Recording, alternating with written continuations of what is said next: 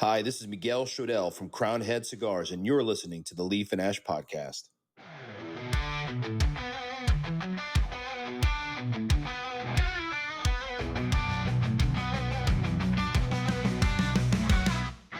What's going on, guys? Welcome to another episode of the Sip and Smoke on the Leaf and Ash Podcast. I'm one of your hosts, your boy Panda. And as always, the Panda doesn't roll alone. He's got his three compadres with him. Let's start off with the big boy on the top left. It's PC Silverback. What up, big dog? Man, what's happening with your brothers? How's your day? Not bad for a Monday. The Panda was off, but we'll get into that in a minute. What you sipping on? What you smoking on there, buddy? Hey, man, I got the EP.42 Sumatra. I don't know if you guys can see that.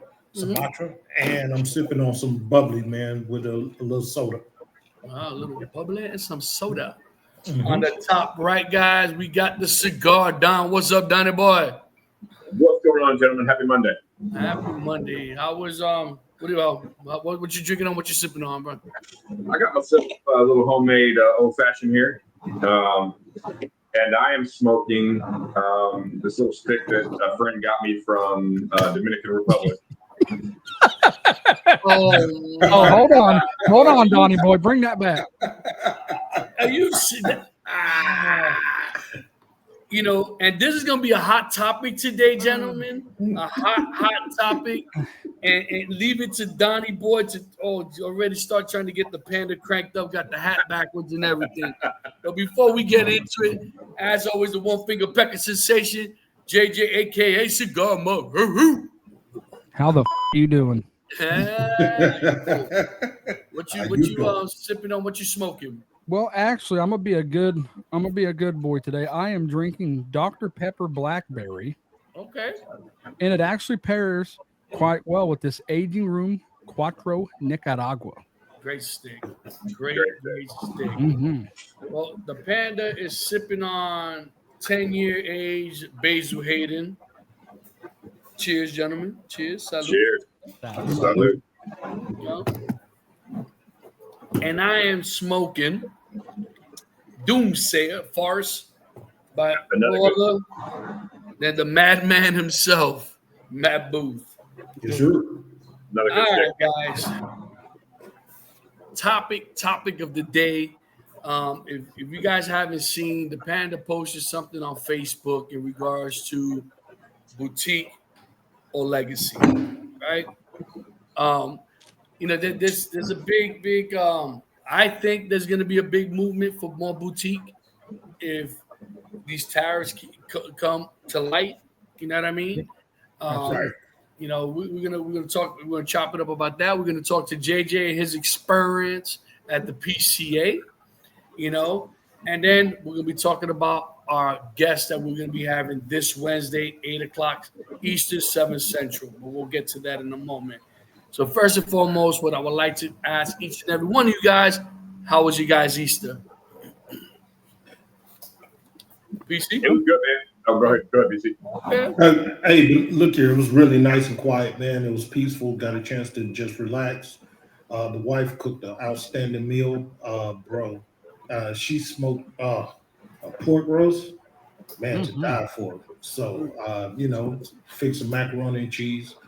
And I was trying to lay up off the cars, but hey, man, they put me to sleep. Just a beautiful day, man. It was really outstanding. Peaceful. Nice. How about you, Donnie boy? Mine was really low key, man. Mine, the whole weekend was just low key for me. I ended up yesterday. I say it was low key. I ended up yesterday at my son's house, laying floor in his attic, and I cannot confirm nor deny that I'm having trouble walking today. I'm not as young as I used to be. We are not 20 anymore. We are not 20 anymore. And I got out of that attic, and the first step I took out of that attic, I said, I'm going to be hurting tomorrow. Hell yeah. Well, and of course, guys, the baby of the group, JJ, who has babies of his own. Buddy, how was your Easter Sunday with the family? It was really nice, but unfortunately, it rained about 5.5 inches in between Friday and So we ended up just having to hide the eggs around the house, which, they still got their baskets. They still got the hunt eggs. So not all was lost on that. They still had fun. Do what you gotta do, man. Do what you gotta do. And you know what? Your girls are at that age that no matter the littlest things will entertain them. You know, as they get older is where you want to throat punch them. But anyways, the Panda had a very, very quiet, peaceful Easter Sunday. As you guys know, the missus went up north to go visit our niece. You know, our niece just went. She has a new apartment, so the wife went out there to go and kind of check it out, buy her extra things that she needed, and I went. Well, I should say I went to service because I didn't go to service.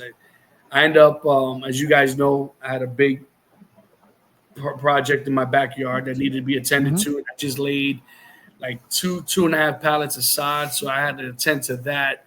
So I watched service for my church in my garage, and just relax. I really didn't do a whole lot yesterday. It was just a real nice chill day. It was funny because I was kind of a little under the weather.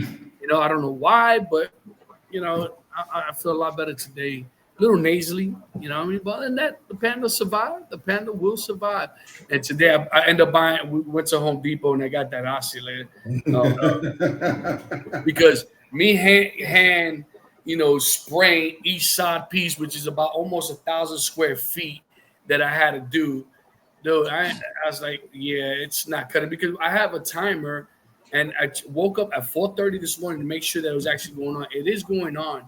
And I have it set for 35 minutes, but I can tell that it's not enough. It's not enough time for that amount of space. So what I've been doing is at nighttime, as you guys know, I've just been spraying it myself. But now we have the oscillator, the spray, and I moved up the time. Oh, not the time, but the length for an hour.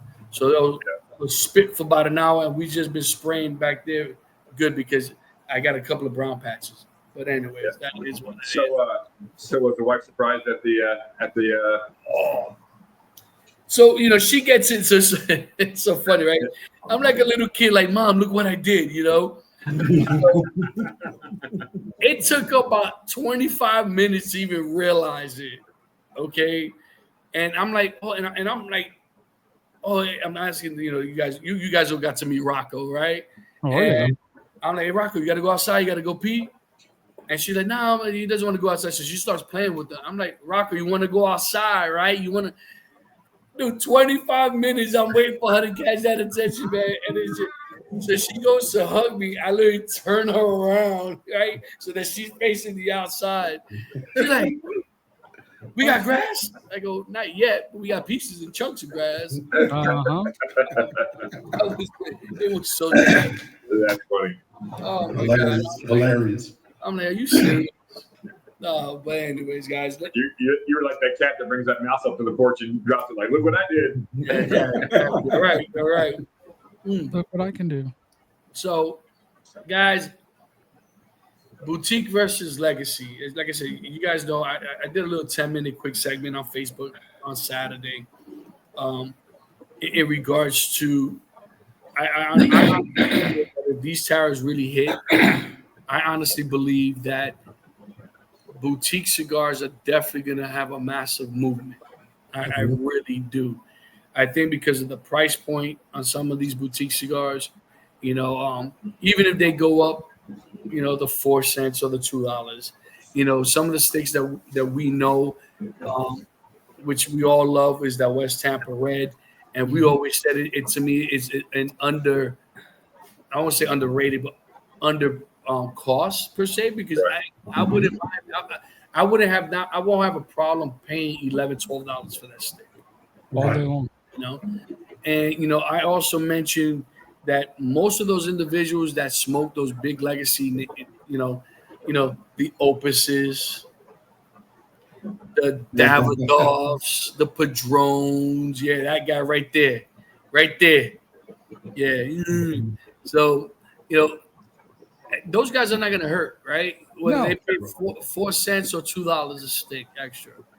And I honestly believe that those legacy companies that I just mentioned, they have no qualms raising their prices, you know, and pass it on to their consumers. So I kind of want to get your guys' input in regards to that. And I also want to kind of start mentioning certain boutique companies, but don't mention the one that we got Wednesday just yet. Right. So I'm a pass the hat to the mic rather to you, Donnie boy.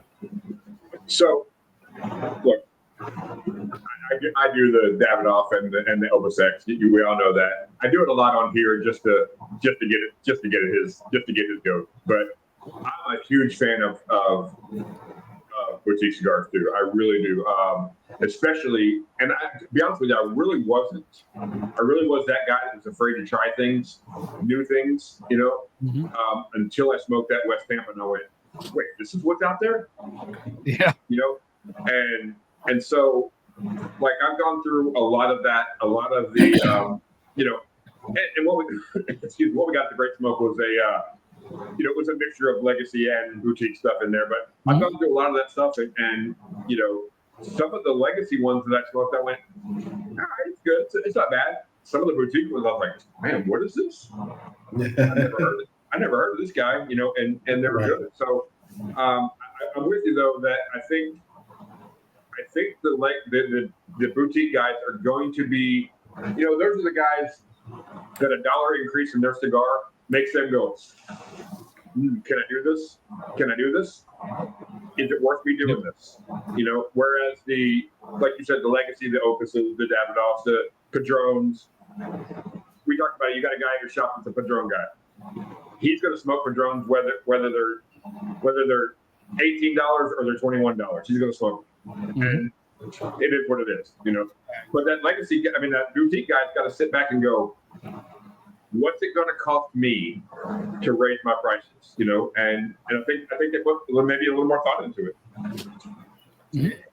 And the thing is this, right? And we spoke about this not so long ago, that hypothetically, if they do go up $1, let's keep it at $1, right?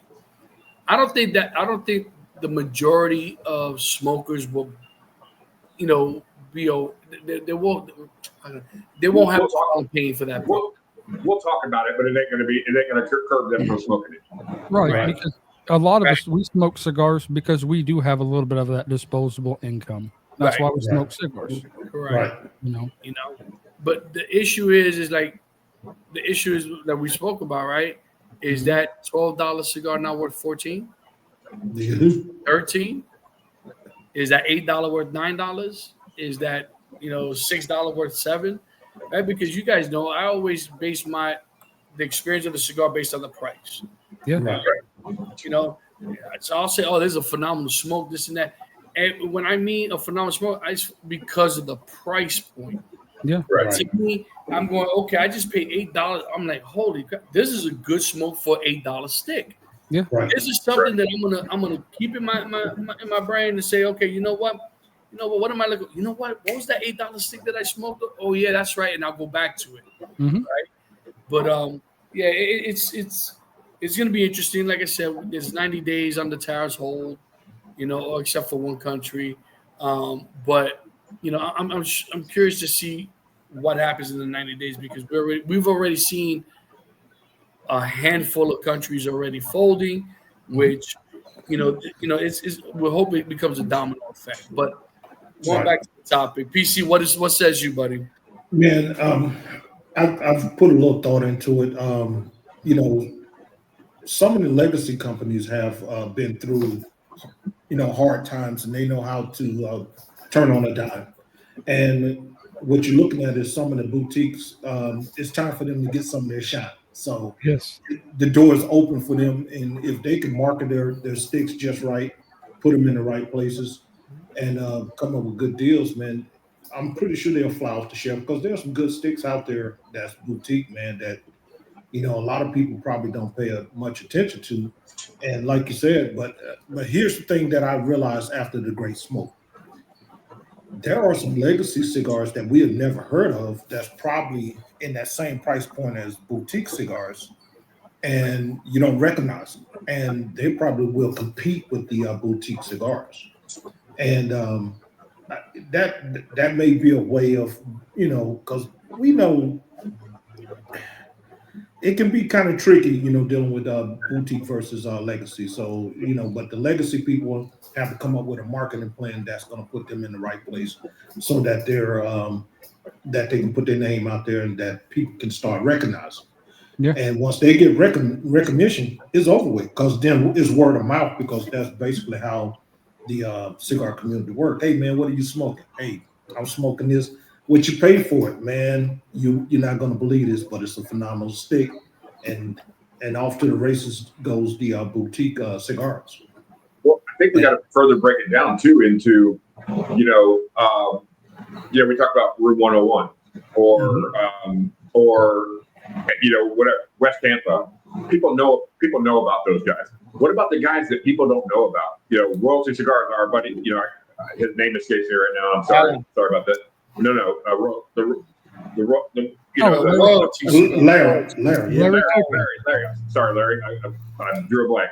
But Royalty Cigars, somebody like that, or our buddy Randy with Ironclad, or people that those guys are going to have maybe a leg up, because people are going to start looking for that kind of stuff. Hopefully, maybe for them, Right, and it's not all about I know you need people to put them in the stores, but if you can market that thing just right and put it in the right places, put it in front of the right people, man, people are going to come check it out.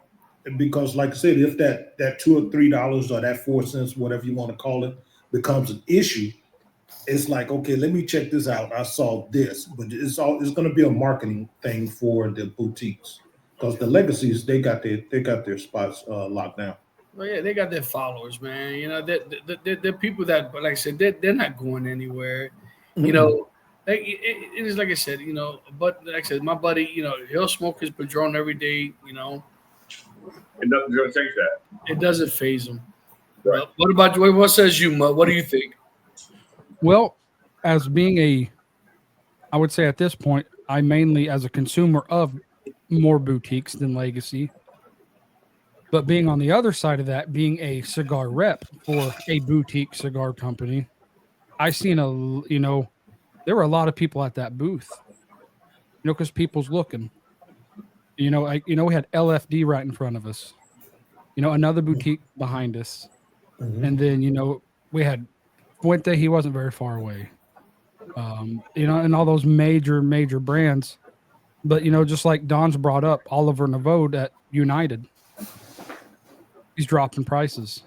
And, he's got good cigars, and they're trying to beat the curve.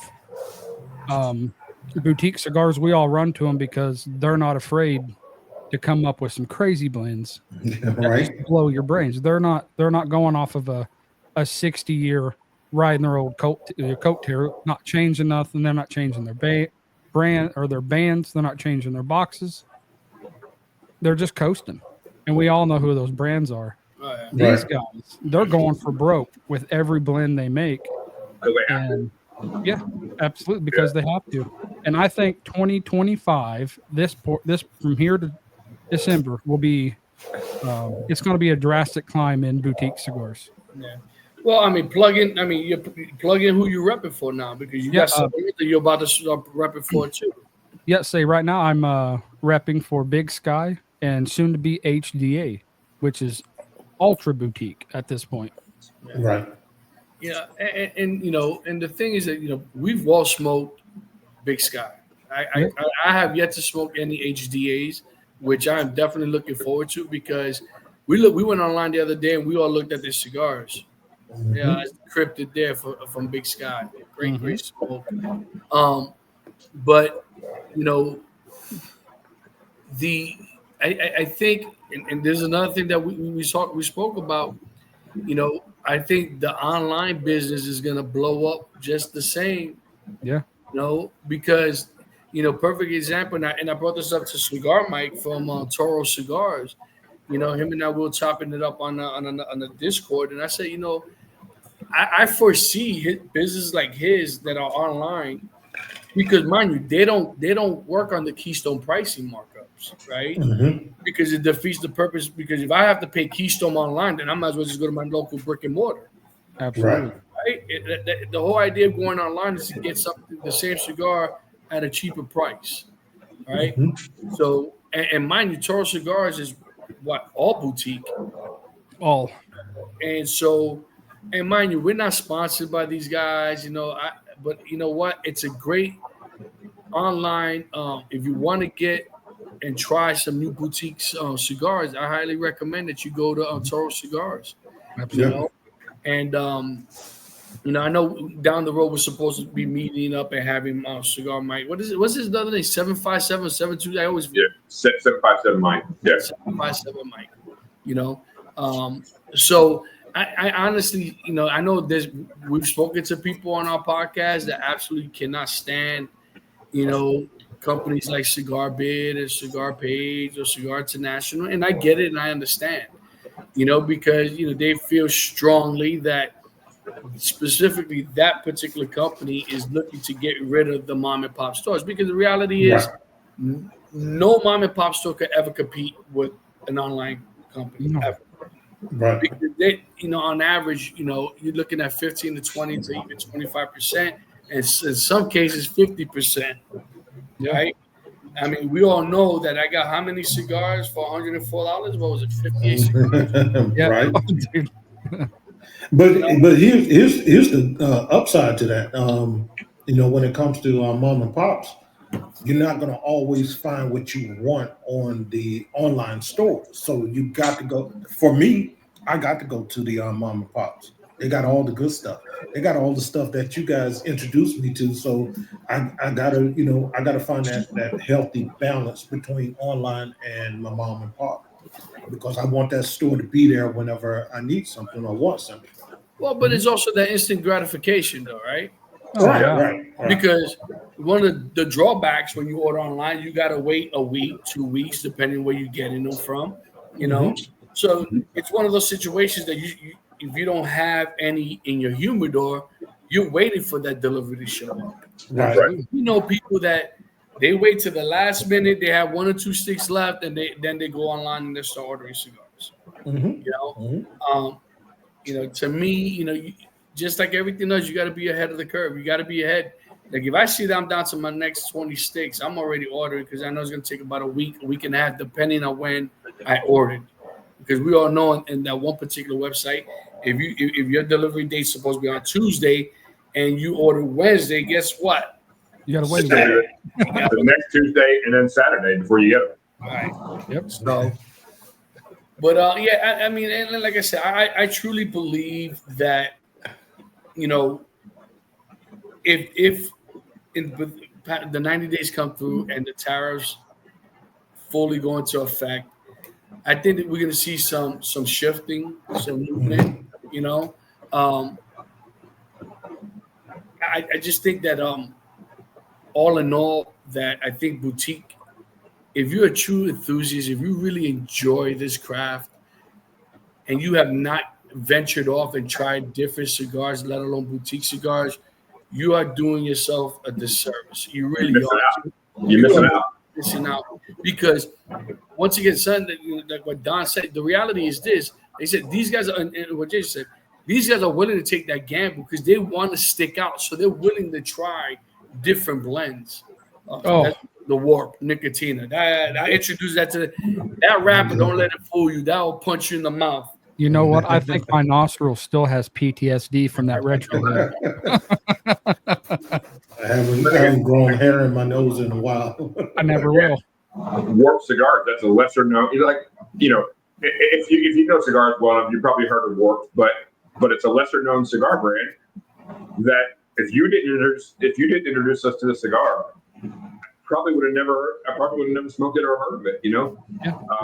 But now I'm seeking it out because you introduced it to us. It's a really strong cigar. It's a nice, and it's one of those cigars that it really fits my palate because it, like you said, it punches you in the mouth in the beginning, and then it kind of transitions into a nice, it's still a strong smoke, but it's still a nice, kind of, you can get through it. It smooths out, you know what I mean? But then to me, the back end, the back end, the last third, let me tell you, so the last third is like the way, to me, it gets really hot and spicy, man. It's like, holy God, man. But, So, so this leads up, to the continuation though, right? So Wednesday, this coming Wednesday on the 23rd of April, 8 Eastern, 7 Central, we are going to have who, JJ? Derek Matthews from From Black Label and Black Work Studios. There you go, guys. You guys are hearing it here first. Hopefully you guys get to join us. I mean, that's going to be an interesting conversation because they too are boutique for the most part. You know what I mean? But they have absolutely bangers for smokes. Oh, dude. Last Rites, the Loyalty, was the other Morphine. the Morphine. Coffin Killer Nails. Bees. Yeah, Dude, just that Killer Bee Lancero. Dude, kisses to the chef. I mean, good Lord, that's a good cigar. and that's just what you said, man. Those are the guys that are willing to take, that the Killer Bee has whatever the wrapper is, whether it's San Andreas or Habano or whichever version you get of it, they wrap the back end of it with a few strands of Candela, and you get this unique flavor, and those are the guys. I think, Andy, you coined the term. They're mad scientists. They're saying, hey, you know what? They can afford to take that chance and say, hey, what if we did this? But once again, right? But those guys are what audience they're looking for? They're looking for people like us, right? Yeah. That we're the ones that are willing to go and gamble on their company and hopes. Now, don't get me wrong. I've had some bad experiences trying something new. Mm-hmm. Sure, but at least I'm willing to make the effort. Now, this is where my struggle begins, right? And to me, when I go into humidor, it's not necessarily the price, right? Because to me, the bands, if the band looks sexy, it's going to gravitate my eyes, and it gravitates my eyes, my head just automatically. You know what? This looks like something I'll enjoy. And I'll pick it up, and I go, okay, it's $12, $13, $14 on a cigar company that I've never heard of. It goes, honestly, it's based on, it's like when I'm hungry. I'm not willing to try something new when I'm starving. No, hell If I no. walked in on a full belly, I'm willing to spend that $13, $14 on a new steak. But there's nothing worse that you spend your money on something new that you never heard of, and it's absolutely trash. Just what you said right there, though. I go back to our first blind smoke that we did with John Garofalo from Anevis Tobacco. He point blank said to me, "If you love it, great. I hope you guys love it every stick that I make. But if you don't love it, tell me why. Tell me why." He goes, "I want to see the video and tell me why you don't love it." Because those guys are tweaking these blends and trying stuff new. And you know what? Inevitably, something's not going to work. It's not going to, something's not going to be everybody's favorite, and but on the other hand, they might have one that just hits the home run, and you go, "That's the one. That's the one I'm going to the stores with." Mm-hmm. Yeah. But a lot of people don't want you to tell them the truth, like what Garofalo was saying.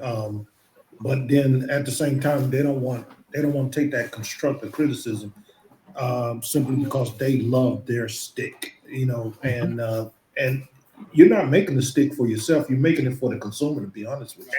Everybody that we've talked to, except for Pete Johnson, everybody else that we talked to said, "I'm not making cigars for me. I'm making cigars for Pete. Pete was kind of making a joke about it, like we didn't know if this thing was going to work, so we made cigars that we liked just in case it didn't work. We were going to smoke them all." But and that part of that's a joke, but because they have to make cigars that everybody likes, but. Yeah, they're making it for us. They're not making it for them, and sometimes it's not going to work. And the good companies will learn from that and go, okay, I'm just Esteli filler and a Habano wrapper and a Mexican cigarette don't work. I got to tweak it up. Well, this is why it's so important as a consumer, and especially if you're a new company, right? And you hope that. Think about it, right? You're gonna give your friends your cigar that you just blended. All you can hope is that they're honest with you. Yes. Because there's nothing worse that you think it's okay, that you yourself feel that it's missing something, and you don't tell them. You're like, "Hey, how's that? Oh man, great smoke, man, appreciate it." but in the back of my mind, oh man, but you know what? I won't go out. I'm not gonna go buy it. Yeah. I'd rather you be pissed off at me for being brutally honest than you being pissed off at me. I let it go. I say, dude, that cigar was phenomenal. In the back of my mind, I'm like, that thing tasted like a dog dart. Yeah. And it goes further on, and then people's like, that cigar kind of sucks. Yeah. I'd rather be mad at you on the front end than the back end of that. Yeah. But my thing is, Mhm. I mean, you got to be able to take constructive criticism. I mean, everybody's not going to like your product, man. So, and then it varies because of what people eat, what their palates are and what they're used to smoking or whatever. But like you said, I'd rather for you to be upfront with me so I can change it and not think, not look like a clown or a fool walking around here thinking that, they said they love it. Everybody don't love everything, man. So just be Panda, you said it. If you come out with a stick and you give it to 10 people and 8 people love that stick, you probably got something. Mm-hmm. If you give that stick out to 10 people and 7 or 8 go, you might want to go back to the drawing board. Absolutely. This is the importance of, first of all, it's important to give your cigar to people that, one, that you trust their palate, and 2, that they know what the hell they're talking about. Right. And then maybe, you throw something out there to someone that's not really a true novice, but they enjoy smoking.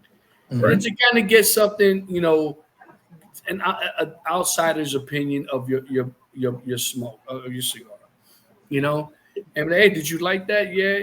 What did you like about it? Because some people, listen, there's still people that've been smoking for years, but they don't know notes, they don't know flavors, they don't know spice. They just know that they like it or they don't.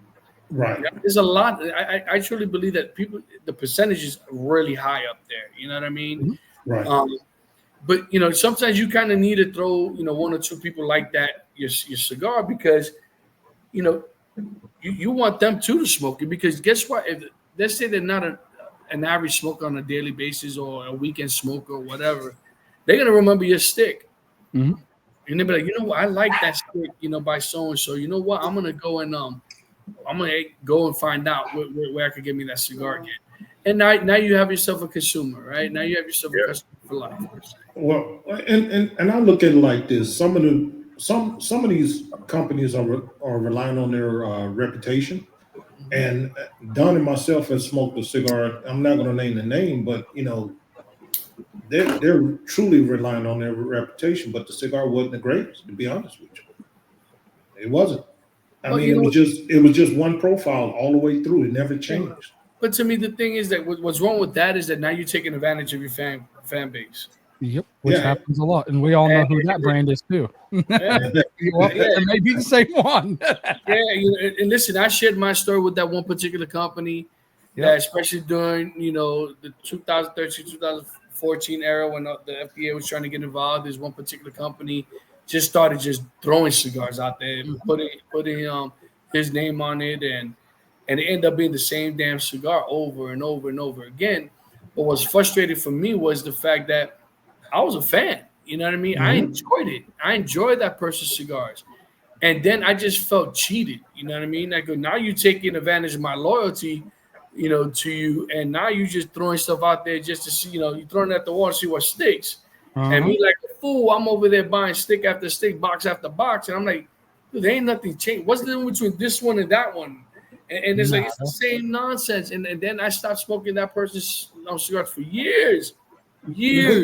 Yeah, but then you have PTSD about buying that stick. But this particular company, they do have a Lancero that I truly love. Let me ask you guys this: so, just take a company like West Tampa. We're all big fans of West Tampa. So he come out with the Biloxi Boulevard. We love that. He's got the red, white, and black series. We love those. He's got the Attic series. We love that. He's got the Circle of Life. We love that. He's got 2 new ones coming out: the Devil Crab and the Dark Times. Mm-hmm. If one of those is a miss, knowing I'll forgive him for a miss. Right. You know what I mean? I'll be like, all right, you missed on that one, but I'm still a West Tampa fan. You know what I mean? That other, I hate to just speak in generalities, but the company we're talking about, I think that credit in the bank is what I'll call it. The credit's gone. Yeah. And they do have some bangers out there that, especially here in the last year or so, that we really like. But I'm not venturing back into the rest of it because I know, that it's. When I got to meet Rick Rodriguez, I let him know for sure there is not an episode we've ever shot where we don't reference his cigars or his name, and he was ecstatic. He was very happy about that. That is true. I mean, there's not. I mean, he's almost like the boutique company that we're measuring everybody against right now. Kind of. Yeah. But you know what? But this is the true reality about Rick Rodriguez. He had a leg up on all these other new legacy companies. Right. You know what I mean? But to his credit, it's everything he worked hard for, working for that other company. Right. He worked for them for 24 years. And he got to travel the world, and he got to really learn the business from the inside out. Yeah. And like I said, to his credit, he finally listened to his daughter. And if you guys have not seen that interview that we did with Rick Rodriguez, I highly recommend that you go back. Very entertaining. And watch that episode because, he really goes in depth, how it came all about and stuff like that. And, he almost thought that he was just going to be, what was it, General Cigars for forever. For life. Yeah. And for the most part, he dedicated a big chunk of his life, to that company. Despite all the ups and downs, because there were a lot of ups and downs and selling, companies being sold out and bought out by CI, and him saving CAO, and ironically enough, the CAOs that we absolutely love smoking, he had his hands in some part, if not all of it, and I think it's safe to say that he literally saved CAO. Absolutely. He had some bangers. He had some bangers. The thing I respect the most about Rick Rodriguez is during his tenure in the cigar world, which has been a long time, he still makes beautiful cigars at an affordable price. Mm-hmm. He knows he can make a cigar. He could put that Circle of Life. Hell, that could have been a $15, $17 cigar. Right. Easily. But he knows the demographic he's shooting for. And boy, he's hitting the nail right on the head. Yeah. But look at the smart. Look how smart he is. Because think about this, right? And this is why I have shared this information with people, and even with friends of ours. If you're coming out with a new line, you need to stay between the $8 and $12 mark. Mm-hmm. That's your cushion right there. Right. And this is a prime example that's happening now with these tariffs, right? Because now, if you would have started between $8 and $12, if you had to go up $1, you still be okay, right? You still be okay. Mm-hmm. And and this is I think that it's something that if anyone out there is looking at starting their own blend, etc., mind you, it's kind of hard to find a company that's gonna produce your cigars at $2-3, because then now you're looking at different type of quality of cigar, or not cigars but tobacco, etc. How many regions you want, etc. And there's a big laundry list, right? But it's important that you understand that if you're a new company coming out into this world, that spend your money on, in my opinion, your bands. Really mark up on your bands, because I honestly believe, because I'm guilty of it, we all shop with our eyes. Yes. And I mentioned this before. I think that Perdomo has hit the ball out the park when it comes to their bands. I mean, there is not a humidor that you could walk in and not spot a Perdomo. Yep. Insane. Yeah. And mind you, and the other newer bands, right? Or even the better. 10-year anniversary Maduro. Yeah, that's what, the 20th. Yeah.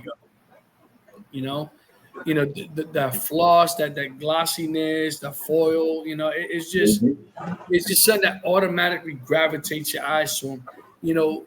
Forget about boxes, because guys, unless you're gonna be collecting boxes so you can make a nice decor in your background, like JJ has and Don has done, and but guess what? There you go. They're right. There's going to be certain boxes, but how many of those boxes are you going to keep? Oh, I've thrown away 100. Listen, when we cleaned out that guest room before you guys came down here, I cannot tell you the amount of boxes that I threw out. And it's like, what? To me, prioritize, your expenditure, because guess what? Everything gets passed down at the very end to us as the consumer. That's right. And once again, the market, the key word is keystone pricing. If you don't know what keystone pricing is a 50% markup all the way down to the consumer. So if you as the buyer, you're buying it from the manufacturer for $4, you're selling it to the retailer for $8. The $8 that the retailer is going to send it to you as a consumer for $16. Okay, and that's just the way it goes.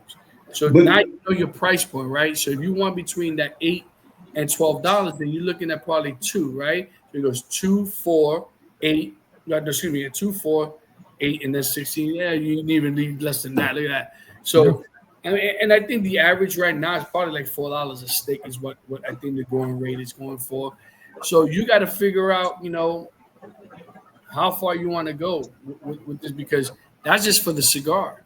Mm-hmm. That doesn't include the bands, the cellophane if you choose to go cellophane.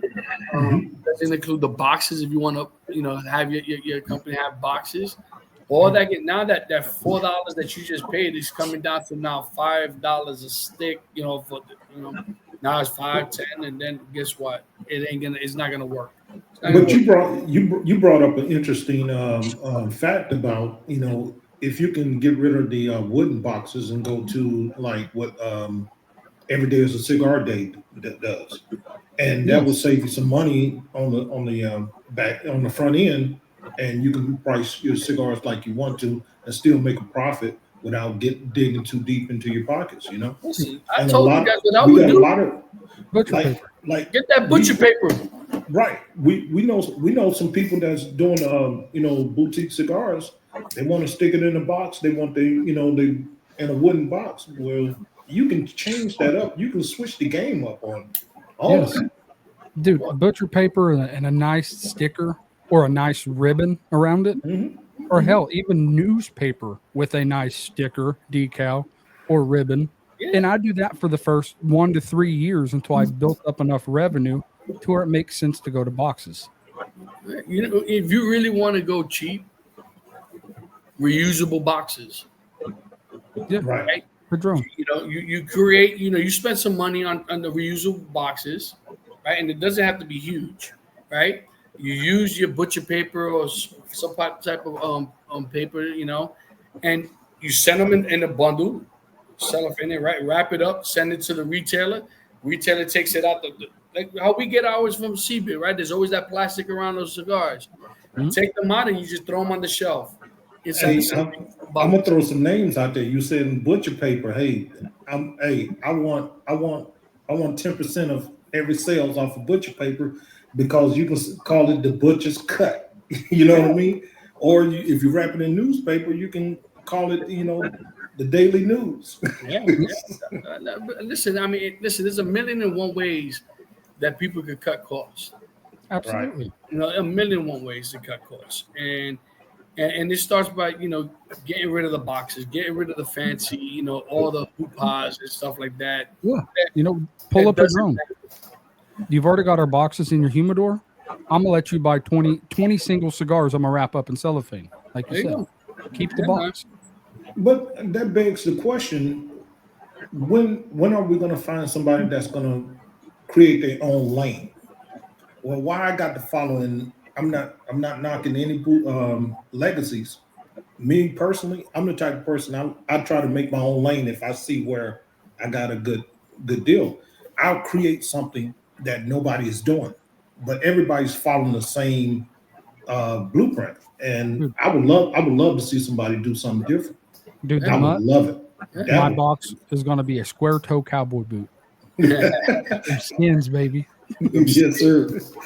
See, I would do that if I felt that we hit a milestone, right? Right, right. You know, yeah, then I will probably create something nice. It's a one-time deal. Mhm. You know, it's going to be a limited run. It's never going to be reproduced again. You know, and this is like a Thank thank you all you, out for that. right? And I'm like, thank you guys for your support. This here is for you guys that have supported me, etc.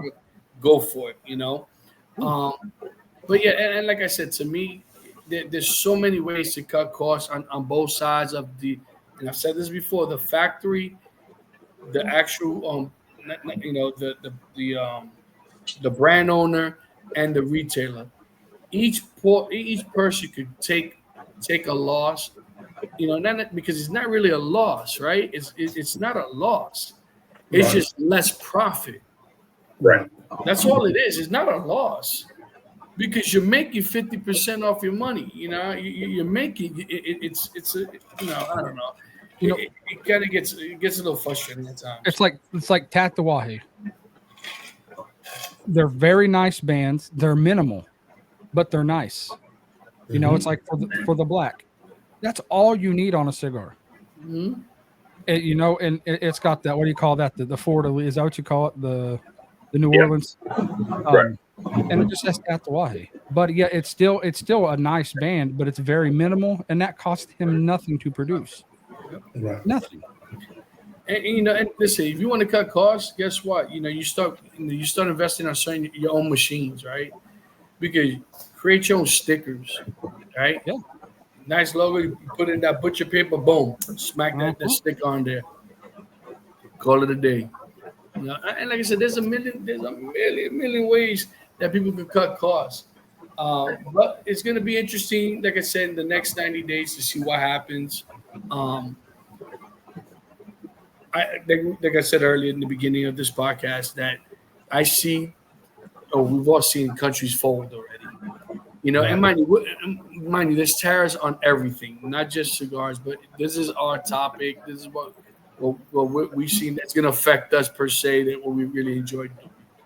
So, I don't know. I just think that that this is a learning curve for everybody. And I think those who are out there, they're looking to come out with their own blend, to understand the importance of keeping your cigars as low as possible. So if something like this does happen in the future, you can adjust and it won't hurt your fan base or your consumer base or whatever you want to call it. Yep.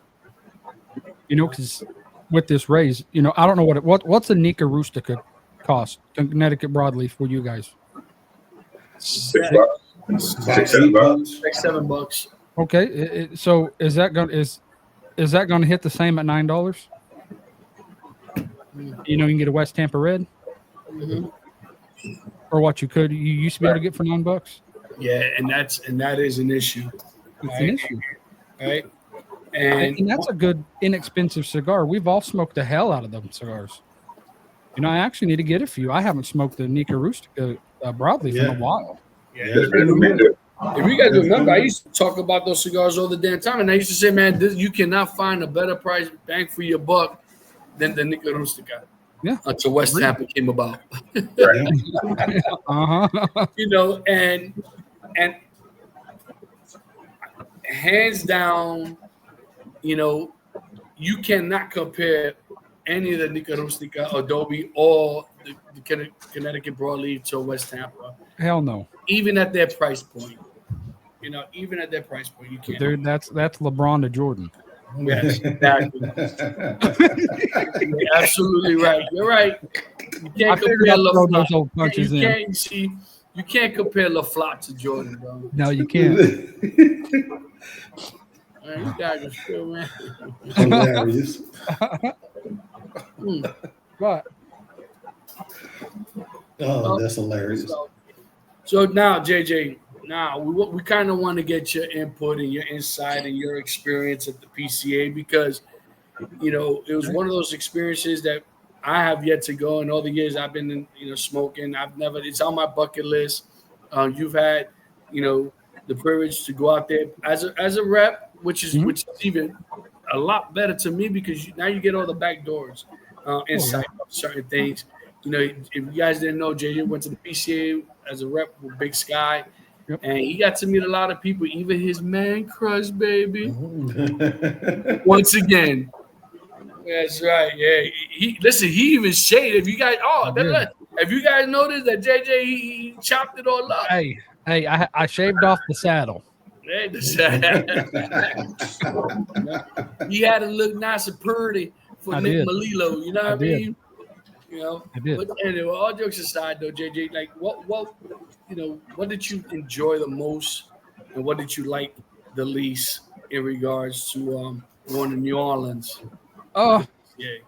Well, having to take a Lyft or a Uber everywhere is ridiculous. They got a racket down there, boys. I'm telling you what, I'm moving to New Orleans and I'm becoming an Uber driver. There wasn't much I didn't like other than the prices that they gouged, because the French Quarter, what was it called? The French Quarter? Mm-hmm. Right. You know, that was going on, and they know PCA was coming. So there's, a million other people in this place than there normally is. You know, a Philly cheesesteak, like a 4.5, 5-inch Philly cheesesteak, a bag of chips and a pop was $34 at the PCA convention. What? Because they know you didn't want to leave and go eat, so they got a captive audience. Yeah. So they shot that stuff up. You know, that it all day long. That's a $15 sandwich. You know, but what I took away is I learned a lot from Brandon, and especially Brad, the other rep. He reps for 6 additional companies, and that's what he does for a living. So he gave me a lot of good insight, and to a point, it's kind of just kind of got thrown to the wolves, which I'm normally pretty good at adjusting fire and doing good. But I got to meet my man crush again, my David Garofalo, Rick Rodriguez, which was awesome. But I know now how to more talk to people on a face-to-face, because you only have I'd say if they're not into you within 30 seconds, they're going to walk on. Yeah. So by listening to how Brad and Brandon and everything, they told their story in a streamlined way, it helped me gain the confidence. I mean, like, hey, bub, somebody's walking by and, for instance, I'll use your name, Panda. Hey, Panda, come look at these cigars real quick. Because there'll just be people walking by and we're just like, hey, you want to come look? And, we actually got some customers that way. And, there's a lot of people, I would say, in a small space, but it's not. That thing is 3 million square feet where they had PCA this year. But still, it got very smoky. So I got to ask you, so I hope I'm not breaking your confidence, but you were nervous before you left. You were nervous about going. You were nervous about the experience or what it was going to be. Did all those fears get alleviated? Like, the first hour, like, okay, I'm in the mix of it now. It's time to go. Yeah.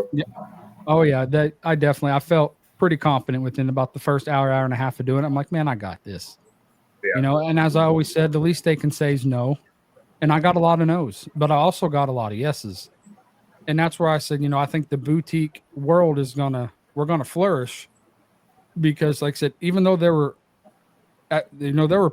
more people at our booth than there was at LFD in front of us, and that's because of price and price per performance. That's what everybody's looking at right now, because they don't know what's going to happen. It's like the Mad Minnow, it's the Habano. All they did was change the wrapper to a Connecticut and a San Andreas, completely different cigar. And at that price range, you can't beat that cigar. I got to know, inside of the band was the same? Exactly. Yep. It's the exact same thing. And that was a kicker for a lot of people. I'm like, pop that band off when I'd hand them one. Like, oh man, that's cooler than crap. I'll get a box. And you're like, hell yeah. But it's just I learned a lot of experience, and next year it's going to be in Nolans again, so I got to go through that stuff again. But the 2 years after that, it goes back to Vegas. Yeah. Okay. And I have a feeling that they're going to stay in Vegas, because it was crazy out there. I've heard some crazy stories, and you shared with us in regards to an incident that happened not that far from where you guys were at. Yeah, it's pretty. That's pretty scary, because especially when around here that don't happen. Right. That level 4. Yeah, Yeah, you better be wearing them level 4, baby. yeah. And But not only that, Vegas knows how to do a convention. well, Right. yeah, they Of used course. to it. Vegas knows how to do convention. Listen, The a thing cigar is- convention when they're doing boxing, massive people showing up. I mean, listen, and I think that you said what they signed a 2-year contract with New Orleans. That's Yeah, why they because- have to come back next year. Well, and there's only 2 convention centers of that size that allow smoking inside. And if they can't have it in New Orleans, after that, it has to be Vegas unless somebody else, decides. But in order for them to smoke in New Orleans, it had to be a 2-year. Right. And you also got to see Eric Espinoza. Mm-hmm. JJ FaceTimes me. He's like, but listen, the good thing about this is, right, you've already got to meet him, because of our interviews. All these people. So kind of your nervous level kind of drops a little bit. Yeah, I'm just walking up to these guys now, and I'm, Pete Johnson, he recognizes all of us now. He knows us, and that's cool. You walk past, he's talking to people, and he throws you one of those, and you're like, okay, people know who we are, and that makes me feel good, very good. Yeah. Because I know me especially, I look up to all them guys. I one day would love to be in their shoes. How was the smoke level in the convention center compared to what we had at like the Great Smoke? It got bad at times, but that's a very large building. Right. But there was probably 8 times as many people in the PCA room. But it was, we had probably a good 20, 30 foot in between each. Well, in some parts, some of them people were on top of each other. But there was enough room, and the ceilings were high enough. It wasn't so bad, but by the end of the night, your eyes were burning. Oh. And also want to also give a shout out to our girl Cammie, Dude. Stick Society, because she went Yes. through. We absolutely got nothing but love for her. Mm-hmm. Love you, girl. And she went and she bought a couple of boxes from you as well, right? Yep. And now I'm working her account. And I hope it goes good, and hopefully we can grow it. Hopefully Big Sky does good for her. Yeah, and what's good about Cammie, because not only does she work at a lounge, she also has her own little mobile, which is great, right? The good thing is that the lounge should be able to talk to them about your cigars. Mm-hmm. They hope to get you in that lounge as well. You know what I mean? Right. She says she loves the Bitterroot. Says it was beautiful, a beautiful cigar. Yeah. It is. And hopefully, you down here in South Florida, at Stogie's, which isn't that far. So hopefully they order from you as well soon. Yep. But you know what? It's just one of those things that it's an experience that you could have not passed up, man. No. You would have regretted it. Mm-hmm. It's definitely, like I said, it's definitely on my bucket list that I would absolutely love to go. But if it's going to be in New Orleans next year, I'm not going to go to New Orleans. I'd rather I'll wait another year and wait to go to Vegas. And I'm excited to keep doing them because I know where I'm at. I'm not going to say I'm in the industry, but what I'm doing for the industry, no matter who I'm doing it for, I'm going to be doing it for somebody. Right. And from here on, I've learned a lot out of the experience. There's going to be some particulars. Right. I mean, if you know, you know. Right. That's not going to happen. But I'm curious to know when they come by the booth, was there anybody picking them up and smoking them right away when they stop by? Okay. Yeah, there was a lot of people, as they were ordering or afterward, we'd give you samples either way, but yeah, a lot of people just lighting it up and are, they'd either tell us then, the first pull, like, man, this thing tastes great. Or they'd come back once the cigar was done, like, man, that thing was awesome. And then we talk about the blend a little bit more. And, and the cool thing about it is Carlos Sanchez was there for 2 days, and he's the guy blending these cigars. And he was sitting right there, and, that guy, he knows his stuff. And, maybe I can talk Brandon into get his information, and we can throw him on here one day. There you go. That's cool. He likes to talk, and more, he is rowdy.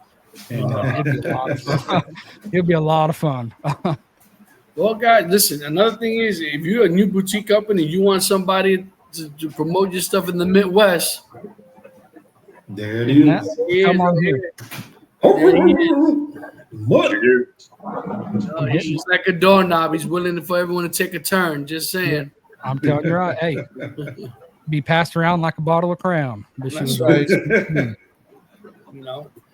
I'll do it. Well, And, guys, you know, we've talked about this amongst ourselves. The Midwest and where JJ is and the surrounding areas, such an untapped resource. You know, just such an untapped.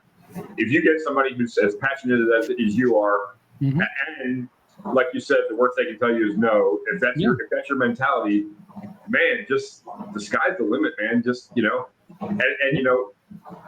you're doing Big Sky, and then if this HDA thing comes up, and some other opportunities that you've been talking to people, next thing you know, you ain't gonna have time for us.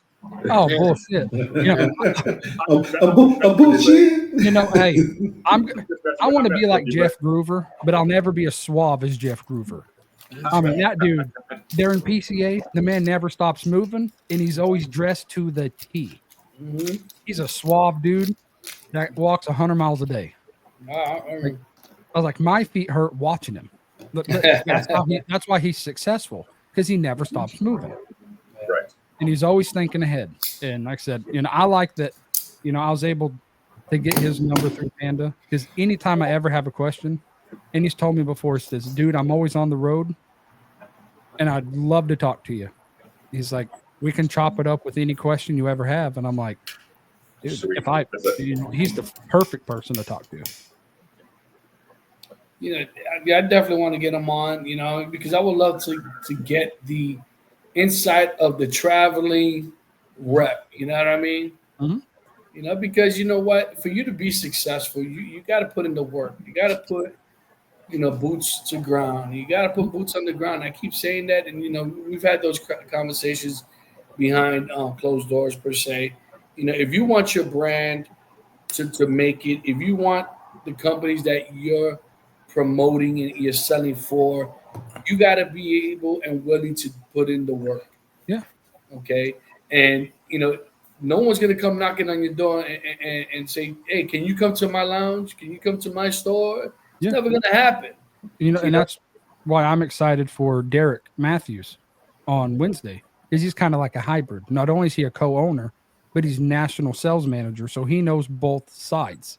Right. He's multifaceted in the industry, and I think that's going to be a fun, informative interview. Nice.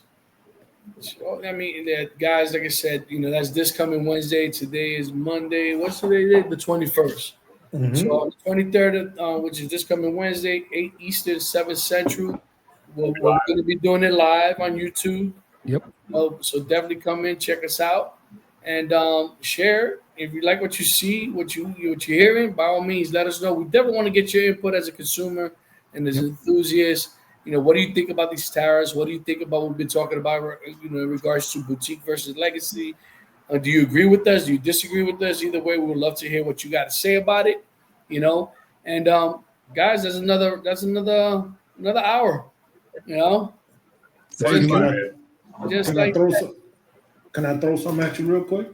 For those who we talked about the tariffs and everything like that. So have you seen any price changes with some of the mom and pops making changes to their prices just in case? So it's like gas prices.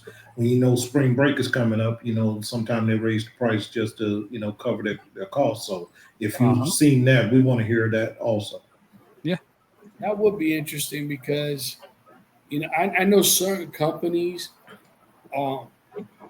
they infringe on that. They totally are against you going above Keystone pricing, right? Well, because now what you're doing is that you're forced. You kind of playing with the market per se, or should I say the industry and their company themselves. Yeah. So, I mean, by all means, let us know. I mean, we definitely would love to find out. Hell, and if you give me that lounge phone number, I'll be more than happy to reach out and have that conversation with that lounge owner and call them out on that BS. So hey, I might have a lounge I need to get the number to for you, because on the west side of town, I stepped in there a couple of weeks ago. I was like, Wait a minute, this wasn't the same. This is not the same price I saw it a couple weeks ago. Dude, listen, I told you, I seen somebody selling an Andalusian bull for $40. What? I'm like, That's crazy. I looked at the owner who I know, and I'm like, how'd you come up with this number?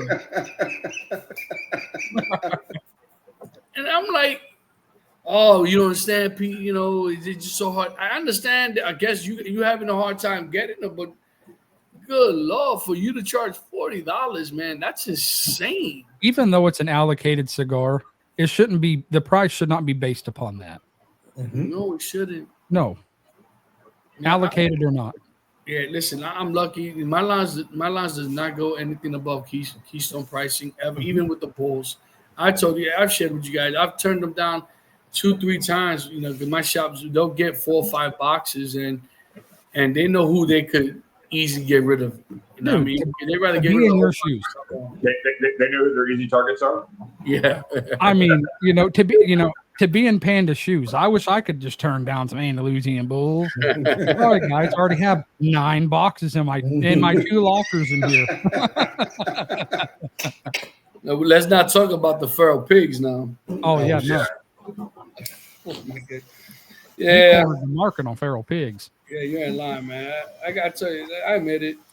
I got a problem. Hi, I'm Pete. Hi, Pete. AKA Panda. I got a problem. AKA size 6 slide. That's right. I'll tell you.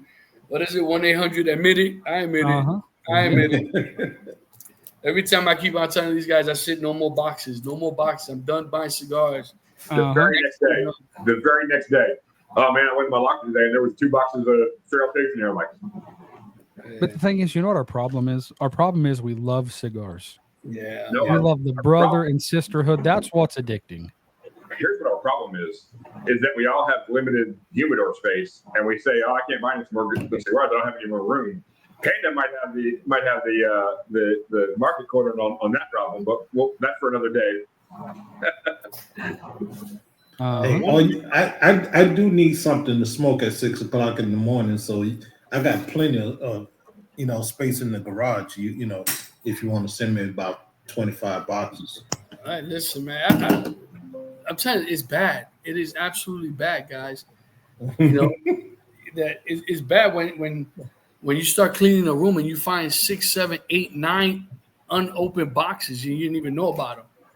Or you give somebody a travel humidor and it has tabernacles in it. I didn't know that was in there. Oh, okay. Aged. Very Aged. well aged.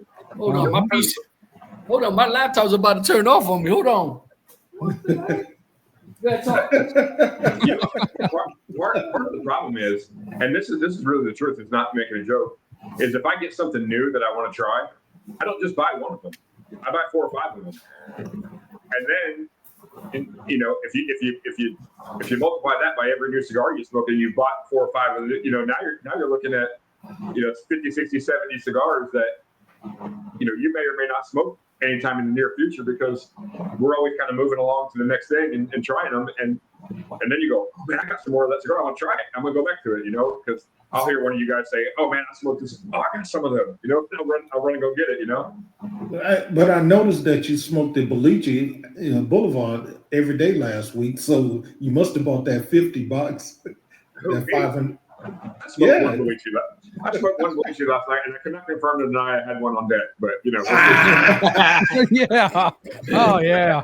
Oh, to be in Don's shoes. Tell you the Donna Dog. Yeah. Hey JJ, show that stick again, man. That Mad Mental. There it is. Don't Do let the not size let fool that you. little thing fool you, boy. That's a It beautiful will melt stick. your face. 4.75 by 44 Salomon. Man, It what you will. talking about? Kudos to whoever's rolling this. Yeah. And that thing will melt your face. It will melt. That retro Oh, it's a hell. good $7 steak. Yep. Yeah. And that's what we try to tell them. Wholesale. At wholesale, you're buying them for $3.33 a cigar. For a box of 30, will cost you $100 bill. And easily $6.75 to $7, hell, even $7.25 a cigar. And they fly off the shelf, because this is good enough for me to, eat lunch, and I have time to smoke this. Yeah, that's what I'm just about to say. And your casual cigar smoker may not want to throw a 6x60 out there and spend an hour and 45 minutes smoking a cigar. You know, Right. they may want that 35, 45 minute smoke that's gonna give them that same dopamine rush and that whatever we get from cigars in 30, 45 minutes. And like I said, you're back from lunch. Your boss isn't chewing your ass because you took an hour and 15 minutes, and the whole 9 yards. And the Connecticut in the morning, it still lets you know you're smoking a cigar. It has enough Ligero in it to let you know you're smoking a cigar. And it's, 30 minutes. So Well, JJ, check your cash out. Unless you're Don. This is a 4-minute cigar if you're Don. You're not lying, bro. You're not lying. He is the chimney of the group, guys. So before we end this thing, I want to talk about that. So my lounge has I don't know where they got them from. Somebody gave them this, but they have these little bundles of they call them fumas. Each individual leaf, and I had never done it. I've seen them in there, and I've passed them up 1,000 times. And the other night I went, let me try that. And so I grabbed some, and we were on Discord, and I smoked. So there was a Viso leaf, a Seiko leaf, a Ligero leaf, a binder, and a wrapper. So there's 5 leaves in this bundle, and you smoke them individually, And it was really, really interesting to me, the different flavors you get from each one and the different strengths. And then I wasn't going to do it, but Panda told me, put them all together and take a draw. It was kind of hard to hold them, but I put them all together, and it was like mind blowing. Like, okay, that's a cigar. That's what a cigar is. Like, holy crap! So these blenders that can take those little fumas and smoke 2 or 3 of them and go, okay, these two will go great together. And then they'll put those. Oh yeah, let's put this binder on it. Let's put this wrapper on it, and then all of a sudden you got a banger. It's really, really a mad scientist kind of deal. Yeah. Mm-hmm. I was blown away by it though. I was blown away by that experience. Like for me, the bottom leaf, the Viso leaf it was mild. It wasn't, but it had a ton of flavor, like earthy flavor. The Seiko leaf was the most flavorful one to me. The middle leaf, and then the Ligero, you could tell it was just so strong, but it didn't have as much flavor. Mm-hmm. But then I smoked that wrapper leaf, and it was like a flavor bomb. Just almost too much. If you're smoking it by itself, that's why they put the binder and the filler and all that, or we just be smoking the leaf, and it was really kind of cool to go through that experience and kind of see what they see, And that's something definitely that that would be an interesting thing for us to all try together. Right? It's just definitely one of those things that is definitely unique, and we know, Randy, they got to try that experience when they created their blends and stuff like that, which it's a very unique experience. It really is, to see how they're able to put the fillers, the wrappers, the binders, and put them all together, which filler works out with what, because you need a sweetness with the sour, right? You need a bitter, you need something bitter with those spice, and you as the master blender, right? For you to master that art of knowing which ones work and blend very well. Mm-hmm. And we've had some cigars that are actually not the greatest. You said the word unique. Do you want to hear the worst joke of all time? Oh boy. How do you catch a unique kitty? Shave it. I'm afraid. Unique up on it.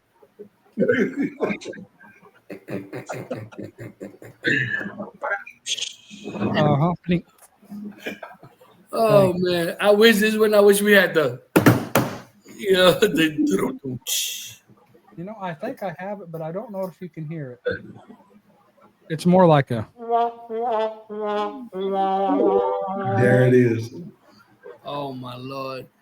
Well, guys, that's another episode of our Sip and Smoke on the Leaf and Ash podcast. Guys, like I said, if you like what you hear, what you're seeing, hit us up, hit that subscribe button, hit that bell, hit that all notification bell. So anytime we post something, go live, you'll be notified. Make sure you comment and support us this coming Wednesday on the 23rd for Black Label. Hopefully we have some good insight and get some good information on this coming Wednesday. But until the next one, catch you out there. Peace.